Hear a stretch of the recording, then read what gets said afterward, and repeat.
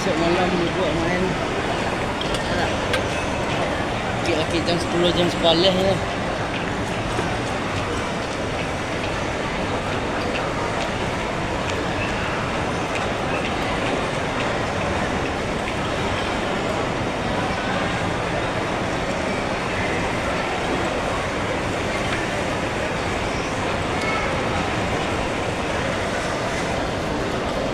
Mantap.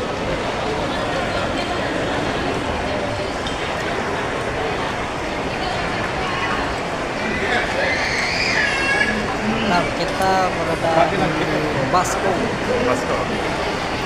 pusat mall terbesar di Kota Padang, bersama Anjay.